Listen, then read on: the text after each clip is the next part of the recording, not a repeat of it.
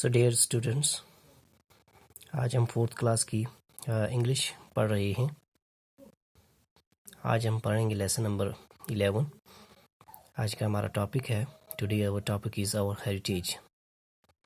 Our heritage के बारे में आज हम पढ़ेंगे। Look at the monuments in the picture, do you know where they are. कहता है कि नीचे कुछ पिक्चर्स, कुछ फ़ोटोज़ दिए हुए हैं आपकी बुक में, मॉन्यूमेंट्स के, इंडिया के जो फेमस मॉन्यूमेंट्स हैं उनके फ़ोटोज़ दिए हुए हैं, पिक्चर्स दी हुई हैं आपकी बुक में। तो आपको इनको पहचानना है और आपको ये बताना है कि क्या आप जानते हो इनके बारे में क्या आप जानते हो इनके बारे में कि ये कहाँ कहाँ पर हैं, कौन सा मॉन्यूमेंट किस जगह पर, किस स्टेट में वाक़या है, लोकेटेड है। तो डियर स्टूडेंट्स, ये सबसे पहले देखो आप, ये ताजमहल है। ये ताजमहल का फ़ोटो है। ताजमहल है, ये बहुत ही खूबसूरत मॉन्यूमेंट है इंडिया का, जो पूरी वर्ल्ड में मशहूर है अपनी खूबसूरती के लिए। ये आगरा में वाक़या है, उत्तर प्रदेश में। और नीचे आप देखो, ये लोटस टेम्पल है, ये दिल्ली में है। उसके बाद आप देखो, ये अकबर स्टॉम्ब है। अकबर स्टॉम्ब ये भी आगरा में लोकेटेड है, उत्तर प्रदेश में है, आगरा में। उसके बाद आप देखो, ये इंडिया गेट है, ये दिल्ली में है। उसके बाद बाहू फोर्ट, बाहू फोर्ट ये जम्मू में है, बाहू फोर्ट। उसके बाद पार्लियामेंट हाउस, ये दिल्ली में है, दिल्ली में लोकेटेड है ये पार्लियामेंट हाउस। तो ये कुछ फ़ोटोज़ हैं इंडिया के फेमस मॉन्यूमेंट्स के।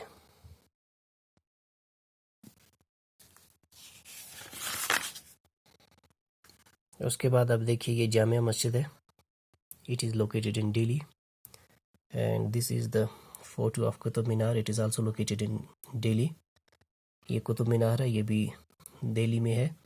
ये जामिया मस्जिद भी दिल्ली में है। उसके बाद ये कोणार्क टेम्पल है, ये उड़ीसा में है, Konark temple.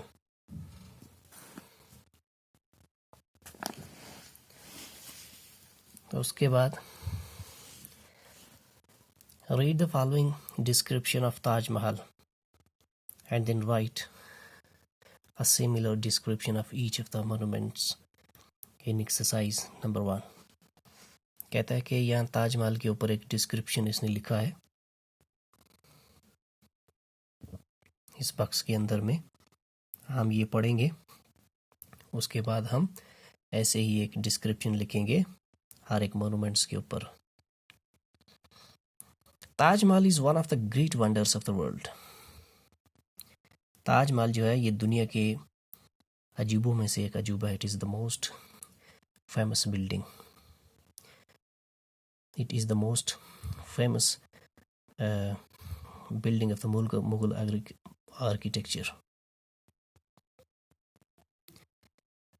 It is a marvelous structure of the white marble and a beautiful specimen of Mughal architecture. ये बहुत ही खूबसूरत स्ट्रक्चर है जो वाइट मार्बल से बना हुआ है। सफ़ेद संगमरमर की बनी हुई ये खूबसूरत बिल्डिंग है और ये मुग़लों की बनाई हुई अजीम यादगार है, फेमस मॉन्यूमेंट है।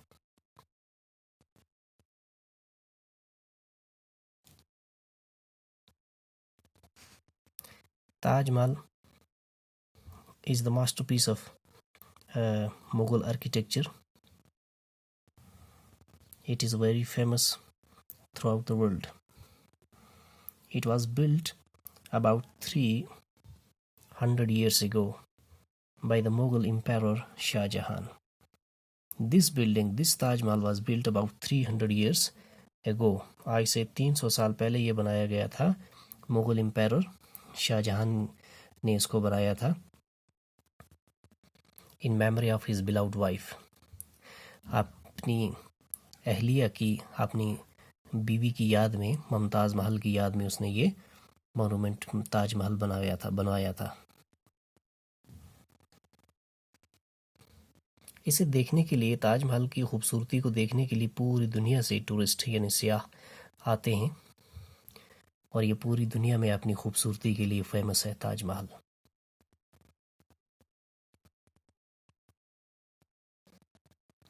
$20,000 workmen work day and night for 20 years। कहता है कि 20,000 जो काम करने वाले लोग थे, 20,000 मज़दूर जो थे वो इसके ऊपर काम कर रहे थे दिन रात, और उन्होंने 20 साल लगाए हैं इसको बनाने में। ये इतनी ज़्यादा 20 years टू कंप्लीट इट, और इसको 20 साल लगे हैं कंप्लीट होने में। आप अंदाज़ा लगा सकते हैं कि इसके ऊपर कितना ज़्यादा ख़र्चा आया है और इसको कितना टाइम भी बहुत ज़्यादा लगा है इस खूबसूरत बिल्डिंग को बनने में। The building cost about 3 crore rupees. तो इसके ऊपर जो खर्चा आया है तकरीबन 20 करोड़ रुपया इसके ऊपर खर्चा आया है उस ज़माने में, आज से 300 साल पहले। Though old, it continues to fascinate all as a thing of beauty that gives joy forever। कहता है अगरचे ये बिल्डिंग पुरानी है मगर अब भी ये लोगों के दिलों को गर्विदा कर दी है, लोगों को अपनी तरफ खींचती है, उनके दिलों को खींचती है अपनी तरफ। एक ये खूबसूरती की चीज़ है जो लोगों को, दिलों को अपनी तरफ खींचती है, और यानी कि लोग फिर मजबूर हो जाते हैं इसको देखने के लिए। पूरी दुनिया से लोग आते हैं इसको देखने के लिए। ये अब भी एक थिंग ऑफ ब्यूटी बनी हुई है जो कि हर एक को लुत्फ़ देती है, जो इट गिव्स जॉय फॉरएवर। हर एक को ये लुत्फ़ देती है, हर एक को ये एक नज़ारा देखती है। ये वो नज़ारा है जो दावतें जो काबिल दीद है। However, weather, traffic and pollution have started damaging the structure. The factories around it are in particular dangerous to it।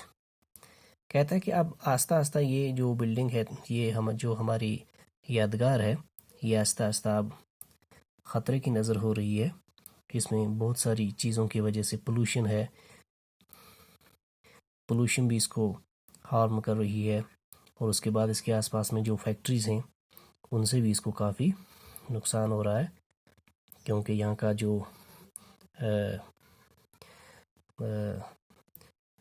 जो इसके आसपास की जो आबो हवा है वो अब उतनी साफ़ नहीं रही है, वो पलूट हो चुकी है, जो लोगों के लिए काफ़ी हार्मफुल है, जो काफ़ी एक प्रॉब्लम क्रिएट करती है। तो प्यारे बच्चों, आज की क्लास में इतना ही, बाकी हम अगली क्लास में पढ़ेंगे। तब तक के लिए खुदा हाफिज़। Stay home, stay safe.